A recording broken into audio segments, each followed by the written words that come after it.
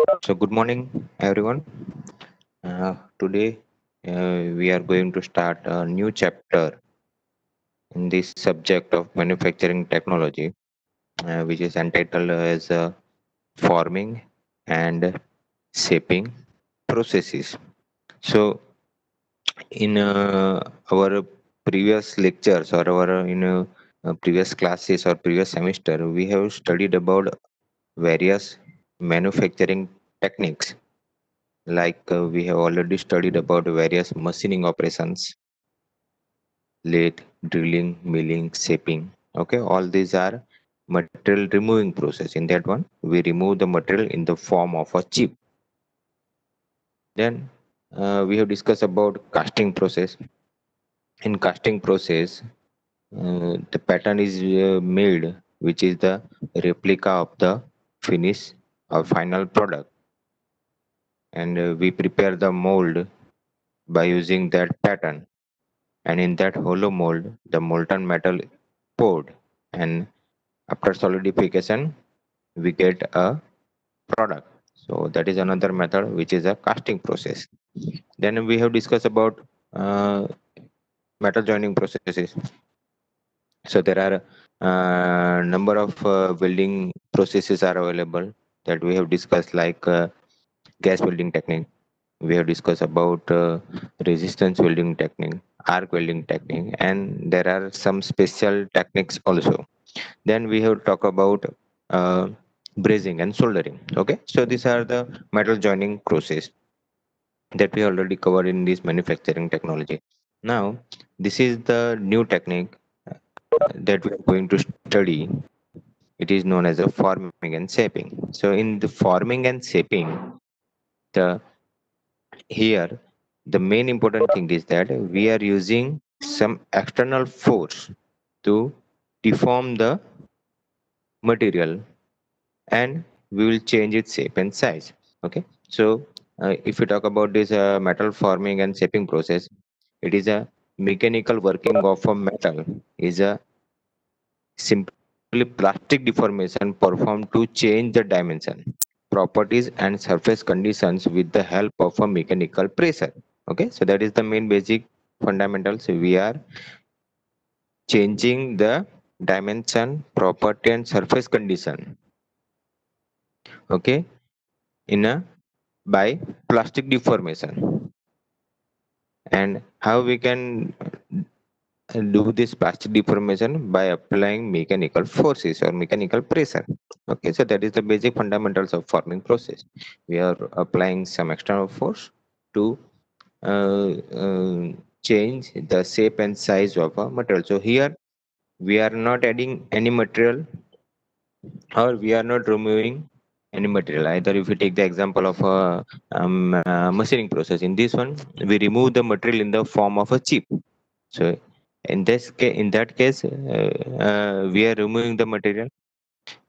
If we talk about the welding process, in that one, um, sometimes we use filler rods. Okay, so when we use filler rod means we are adding the material to the base material. Okay, but this is the process, forming process. In this one, we are not removing any material, or we are not adding any material. Whatever be the material in the form of a raw material, that will be simply change. Its dimension will change. Okay, its property will change by applying external force. Okay, so this is the one thing that we have to consider for this metal forming process. Okay, now, depending upon the temperature and strain rate, depending upon the temperature and strain rate, mechanical working may be either hot working or cold working. Okay, and such there's the recovery process takes place simultaneously with the deformation. Okay, so either we are going for a hot working and cold working process. According to that, the recovery process of the deformation will take place. Okay, so that we have to understand that what is hot working process and what is cold working process. Okay, so this temperature is very important, and strain rate, these are the two important factor that is be important for deformation, plastic deformation of a material. Okay, if we apply pressure or temperature, pressure or force which is not up to plastic deformation. Okay, so at that time it will be in a elastic zone. So when we apply the force not up to plastic zone, but it will be in elastic zone, and if we remove the force, it will regain its original shape and size. Okay, so in this case we cannot change the shape of a raw material, so that we cannot convert it into a desired shape and size.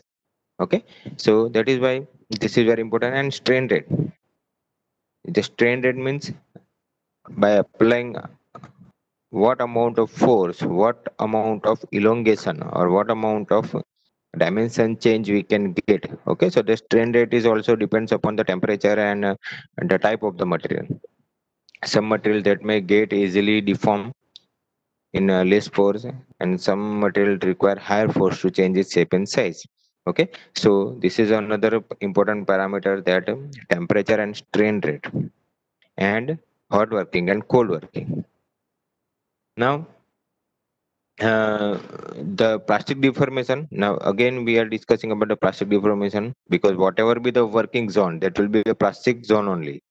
We are not dealing with the elastic zone, and we are not dealing with the fracture zone. Okay, we are just dealing with the plastic zone, because we just simply want to change the shape and size of the material. Okay, so the plastic deformation of metal takes place due to two factors. Okay, so what are the two factors? First, deformation by slip, and deformation by twin formation. Okay, so whenever we apply the force, there will be some deformation of the material. Okay, that is by slip. Okay, one layer, or one layer of the um, atoms, that will be shifted, and due to that shifting there will be change in a shape and size.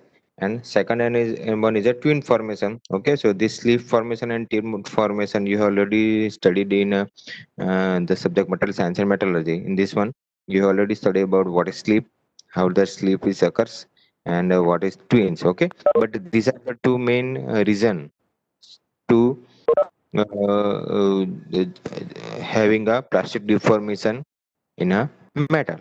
Okay, so this is very important, because in forming process, whatever be the process or whatever be the force applied, that should be in a plastic zone only, then and then we can do the forming process. Okay, and in a plastic zone, the deformation will take place in metals due to slip formation and twin deformation. Okay, now during deformation, the metal is said to flow, which is called a plastic flow of the metal, and grain shapes are changed. Okay, so whenever there will be a plastic deformation, it is and also known as a plastic flow, because in this one your metal is slip, or your metal is going to be twin deformation. Okay, so what it says that whatever be your material, that is going to be flow. Now flow means it is not flow like water, but its shape, that so that its layer will one layer will flow on a another layer. That is why it is known as a plastic flow. Then and then we can have a change in shape and size. Okay, so that is the known as a plastic flow. And at the same time, grain shapes are going to be changed. Okay, so this is how this is the basics. Then we have, if the deformation is carried out at higher temperature, then new grains start growing at the locations of internal stresses. Now internal stresses are important, because whenever it is carried out at higher temperature. Now we are going to talk about this hot working and cold working. Okay, so in this one, that a particular temperature in hot working, that is carried out in such a way that new grain will start growing. Okay, and where it will start growing at internal stresses. Okay, so it is a formation of new grains. And when there is a formation of new grains means there will be a homogeneity of these stresses. Okay, so it will be carried out at higher temperature, then it has a new grains, and that grains are sometimes very important to get a homogeneous structure. Okay, now uh, when the temperature is sufficiently high, the grain growth is accelerated and continue still the metal comprise fully new grains only. Okay, so up to what extent it will generate the new grain when your metal comprise fully new grains. Okay, so the higher temperature is also again important to accelerate the growth of grains. Okay, so here we have discussed that it will start growing. It is also accelerated, and up to what point it will be accelerated when the metal comprise fully of new grains only. Okay, and this process of formation of new grain is called as a recrystallization. Okay, we have already studied about this recrystallization and recrystallization temperature. Okay, new grains are going to start grow, and it will be growed so that the whole metal that will having a same new grains. Okay, and the temperature corresponding temperature is the recrystallization temperature of the metal. Okay, so recrystallization temperature is different for different material. Some higher temperature material, melting material having a high recrystallization temperature, some lower material melting temperature having a lower recrystallization temperature. It is totally depends upon the type of the material that we are going to form. Okay, either if you use aluminum, then its recrystallization temperature is different. If you are going to use some steel, then its recrystallization temperature is different. Okay, so it's totally depend upon which type of material we are using, so that the correspondence recrystallization temperature will be different. Recrystallization temperature is the point with which differentiate hot working and cold working. Okay, so this is the main point. This is the line of action for hot working and cold working. Okay, what are be the forming process? What are be the forming process which is done above the recrystallization temperature? Then it will be termed as a hot working, and whatever be the forming process that will be done below the recrystallization temperature, then it will be termed as a cold working. Okay, so both this hot working and cold working are important, and it is defined by the recrystallization temperature only. So whenever we do the forming process in a hot working zone, then obviously your temperature that will be higher than the recrystallization temperature. Okay, now when the temperature is higher than the recrystallization temperature means in this case there is a generation of new grains, and it will accelerate it, and your body that will going to get a homogeneous new grains. Okay, but if we talk about this cold working process, in this case your temperature is below the recrystallization temperature. Okay, now when your temperature is below recrystallization temperature, there is no generation of new grains. Okay, okay, and when there is no generation of new grains means your body will having no new grains, so that whatever be the grains that will be deformed, and in according to that we will get a forming. Okay, so based on this one, these are the two category, hot working and cold working. Now mechanical working of metal above the crystallization temperature but below the melting temperature. Okay, that is the main important thing. In hot working we are increasing the temperature more than the recrystallization temperature, but it should not be up to the melting temperature. It should be below the melting temperature or burning point, because at a melting temperature it will be converted into liquid form. Okay, so we are not going to convert into liquid form in metal forming. The important thing is that whatever be your material, that will be remain in solid form only. In solid form we are changing the shape and size. Okay, we are not uh, converted into liquid like we do in casting process. Okay, whatever be your material, that will be remain only in a solid state, solid phase, and then we apply some mechanical force to convert its shape and size. Okay, so mechanical working, for the hot working process, your temperature should be above the recrystallization temperature, but it should be below the melting point. Okay, while in a cold working, whatever be the temperature, that should be below the recrystallization temperature. Okay, so generally it will be perform at room temperature. We are not heating material, it will be considered as a at a room temperature. Okay, so that process is known as a cold working, or whatever the process that will be carried out below the refrigeration temperature, that is generally known as a cold working process. Okay, so this is the two basic types of metal forming process: hot working and cold working. It's divided by this recrystallization temperature line. Okay, it should be, if it is above the recrystallization and below the melting point, then it is known as a hot working, and if it is simply below the recrystallization temperature, in this case it is known as a cold working. Okay, and another thing is that the grains. Okay, in a hot working process we have a generation of new grain, growth of new grain, while in cold working process there is no generation of new grains. Okay, so this is the basic difference between hot working and cold working process. Then uh, the important thing we are going to talk about is a plastic deformation, because as we discussed that it will be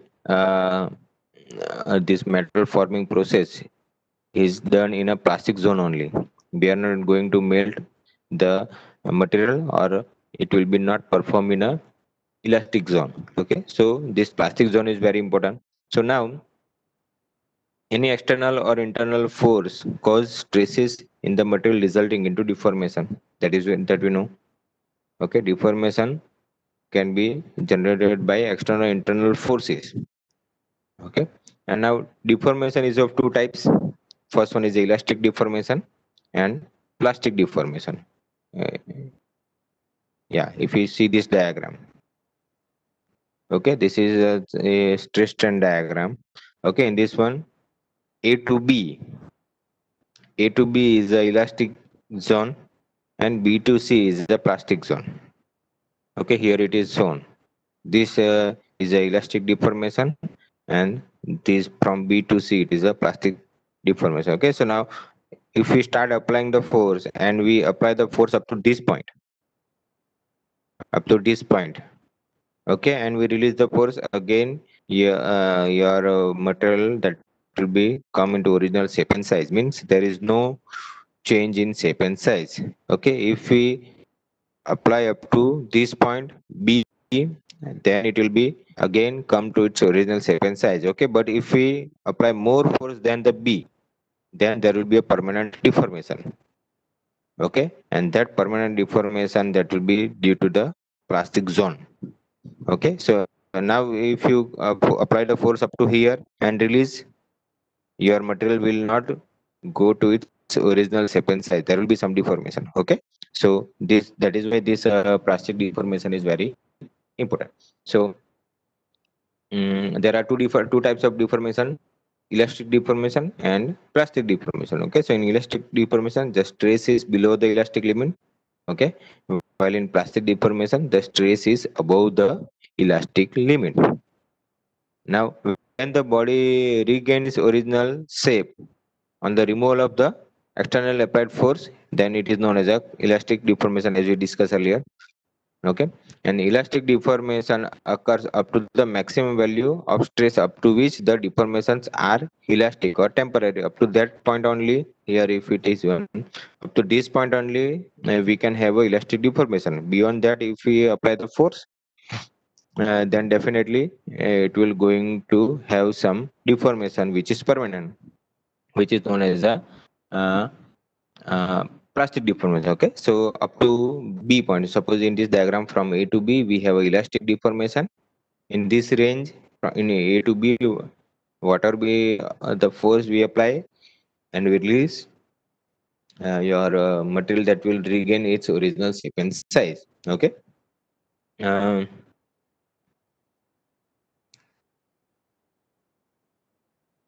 Stress required during elastic deformation is lower than the plastic deformation. Okay, in elastic deformation, whatever be the stress you require, that will be obviously it will be below than the plastic deformation, because in plastic deformation we require higher force to permanent deformation, while in elastic deformation we are not having any deformation.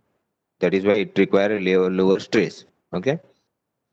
Uh, the plastic deformation is an important property of metal and non-metals here. The plastic deformation is a very important property of metals and non-metals. Why? Because due to which your material can be deformed permanently and shaped as per the requirement. Okay, because what is our aim? Our aim is to change the shape and size of the material.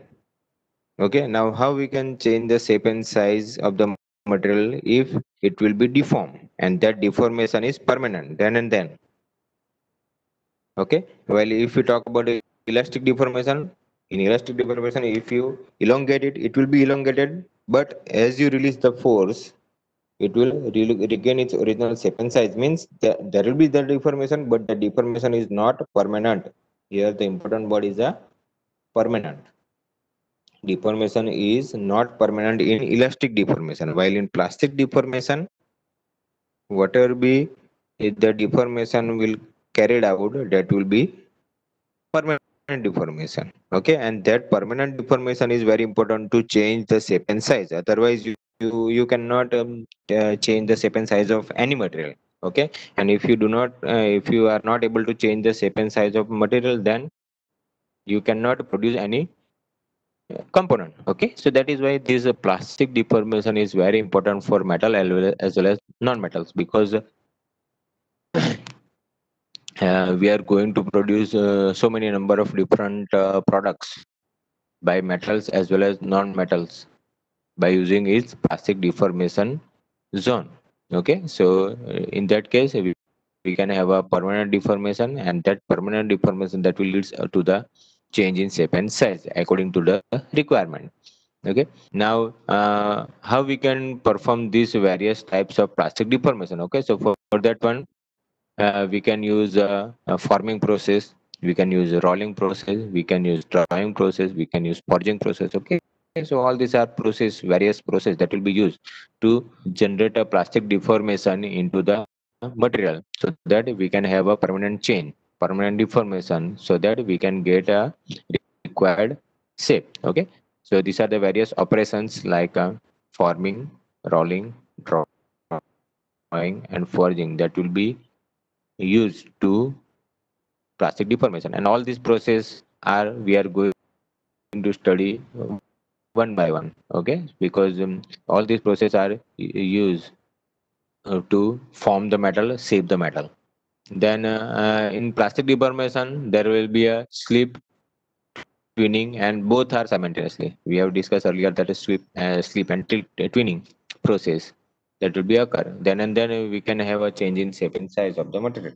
Okay, so sometime there will be slip only, sometime there will be twin only, or sometime both slip and twin that will acting simultaneously. Um,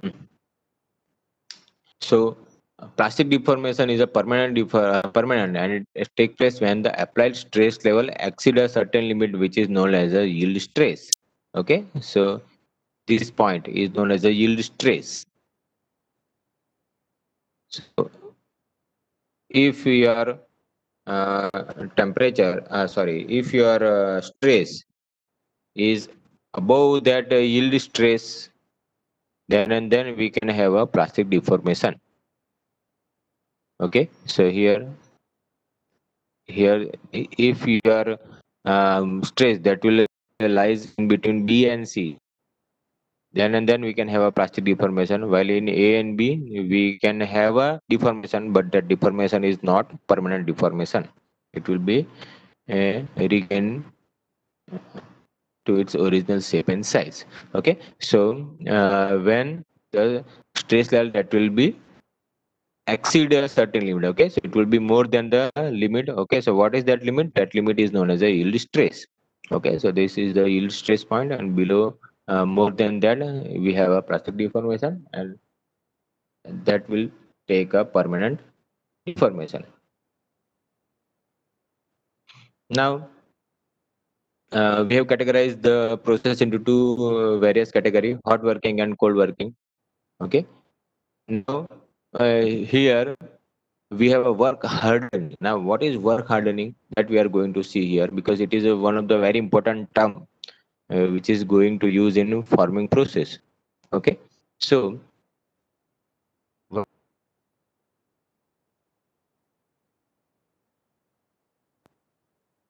it is the phenomenon by which metals become harder and stronger during mechanical working or straining.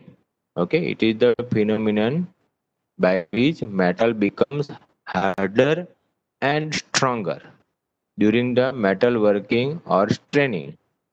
So again, it is important to understand that when you apply the force, mechanical working means you are applying the force.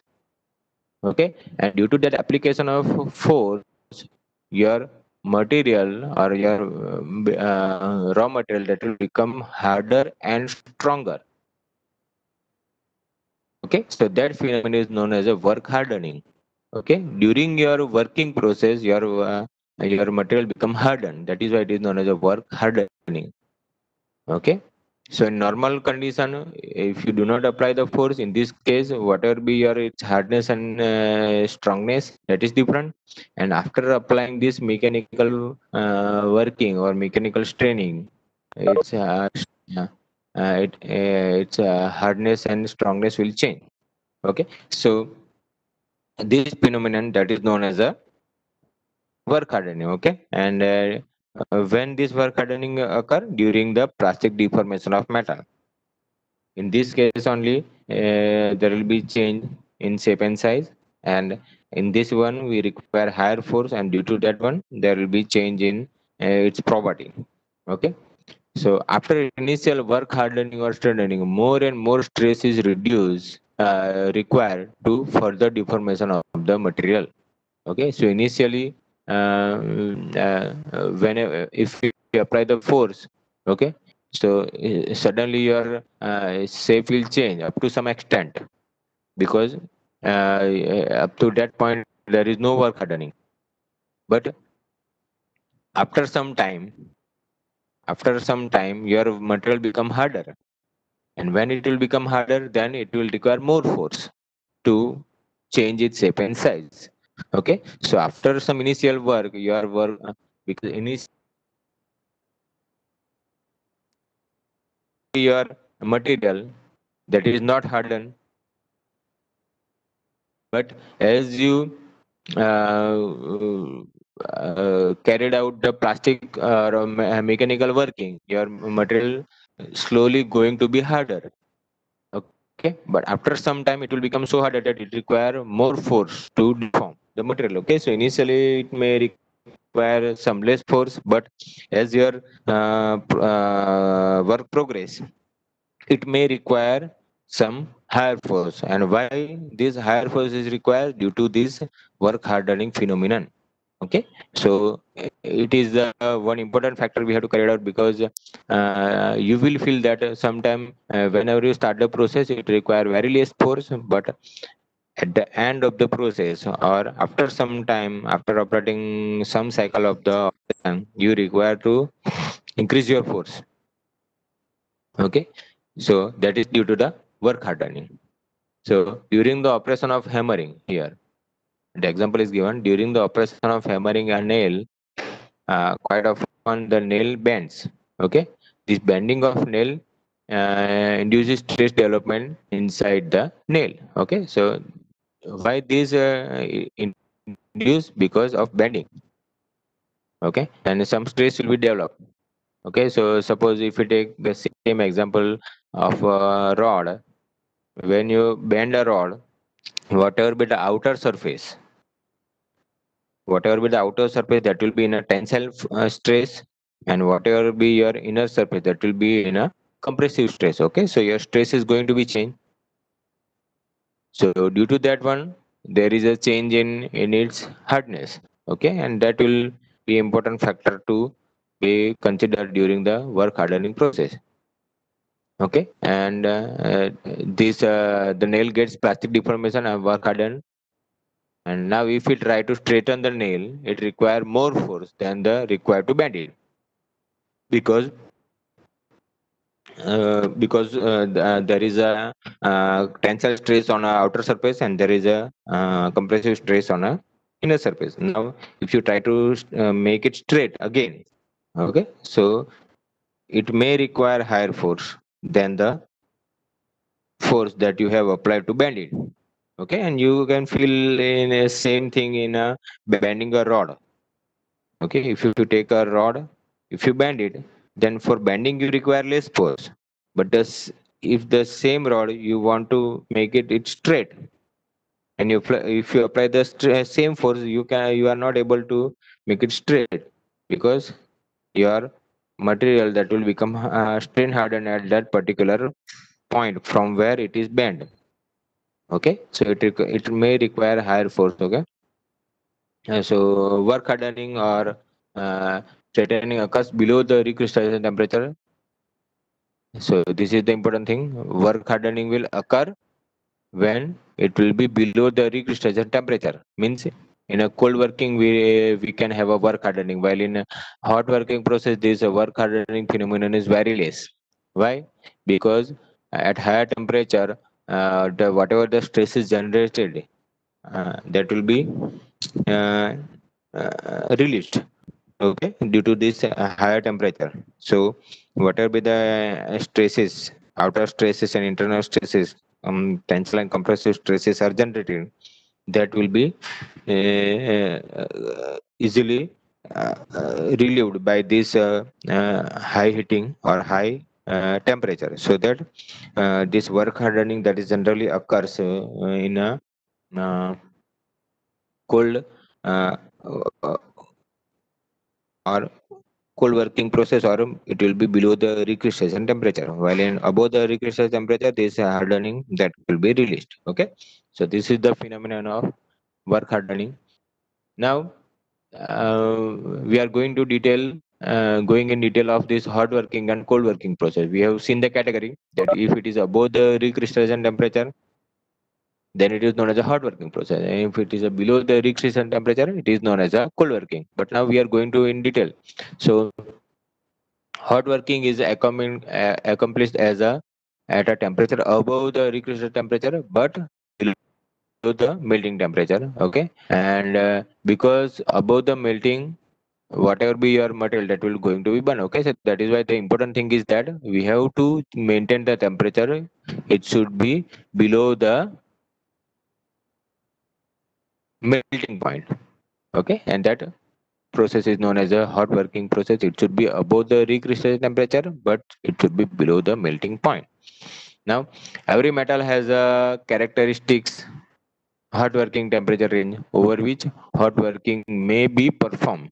Okay, so this is important thing that uh, every material has a different characteristic. Okay, if you talk about aluminium, if you talk about steel, if you talk about some other material, alloy, all having a different working temperature range. Okay, so you cannot define that 500 or 600 degrees Celsius is the recrystal temperature for all each and every material. Okay, so for different material we can have a different temperature working range, and that range that should be followed to get a hard working process. Otherwise, there will be chance that your material that may be melt in some cases. If you use higher temperature for low melting temperature material, then it may get melt. Okay, so this is very important thing, because in forming process we are dealing in a solid state only. Okay, now The upper limit of working temperature depends upon the, here again, the composition of the metal, prior deformation, and impurities within the metal. Okay, these three things are important to find out the upper limit, because as we know that it will be above the recrystallization temperature, but up, above the recrystallization temperature, up to which temperature we should go. Suppose if we talk about the steel, its recrystallization temperature is around 700 degrees Celsius. Okay, and its melting temperature is about 1400 degrees Celsius. Okay, so there is a range between 700 to 1400. Now we should go for 700 degrees Celsius or 800, 900, or 1350. How we have to decide? Okay, so that totally depends upon the composition of the metal, because in steel we can have a various types of steel. Okay, so there are numbers various types of steel available, and all these steel have a different properties. You know the codings of the steel, so that from that one you can define various types of steel. And even in the steel, each and every steel having a different temperature zone. Okay, so that we have to decide, and from that one we can find out the upper limit. Same way, prior deformation means if there is already some deformation and you want to deform it, then the temperature required is different. If you have a fresh raw material and you want to deform it, then its working temperature is different. Okay, or there are number of operation already performed and then you want to do some another operation, then the temperature is different. Okay, so it's totally depend upon the prior deformation what is carried out on a material itself. And then impurities are also important. If your impurities is higher or if your impurities is very less, depends upon that you require higher or less temperature. Okay, so the selection of this temperature depends upon these three parameters: composition of the metal, prior deformation, and impurities within the metal. The changes in structure from hot working improves mechanical property such as ductility, toughness, resistance to shock and vibration, percentage elongation, percentage reduction area, etc. Okay, so this is the main advantages of using this hot working process, because it will improve these properties. Okay, it will improve these mechanical properties. Now, why it will improve these mechanical properties? Because in this one, we are carried it out on a higher temperature, more than is its recrystallization temperature. Now when it is more than its recrystallization temperature, means there is a continuous generation of new grains. Okay, and that new grains that will release all the stresses generated during a hot working process, so that we can improve its ductility, we can improve its toughness, shock resistance, and percentage elongation.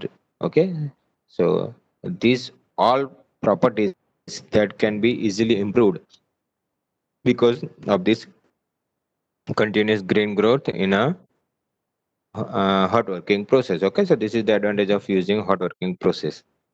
Now, which are the various hot working process that we can carry out for a forming process? So these are the various process. First one is a hot rolling, second one is a hot extrusion, third is a hot spinning, fourth is a roll piercing, fifth is a hot drying, and sixth is a hot forging. Okay, so this process is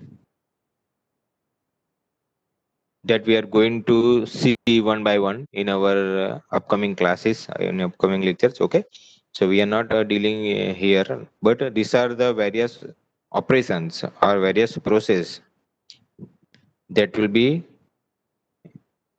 carried out in a hot working state.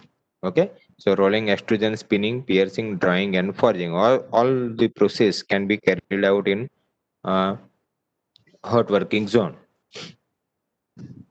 Now, some of the advantage of using this hot working process. So due to hot working, no residual stresses are introduced into the metal. Okay, that is the main advantage of using this hot working process. Then hot working refine grain structure and improve physical property of the metal, as we discussed earlier that it will improve the physical property like toughness, hardness, okay, ductility, percentage elongation. Why? Because of the grain structure refineness or growness. Any impurities in the metal are disintegrated and distributed throughout the metal. Okay, so this is important. If there are some impurities, that impurities will be distributed throughout the material. Okay, so we have a homogeneous material. Porosity of the metal is minimized by using hot working. Okay, there are, if there are some bubbles and that will that can be easily removed by this uh,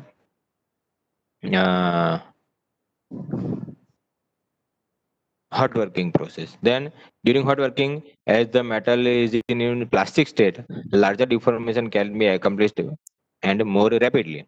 Okay, so your material becomes softer and you require lesser force to change the large deformation. And hot working produces raw material which is to be used for subsequent and subsequent cold working operation. Okay, so generally this hot working process that will be used in preliminary stage where we change initial large shape. Okay, and then there's a hot work process that will be subsequently going to the cold working operation so that we can have a shape and size. Okay, so we'll end our lecture here.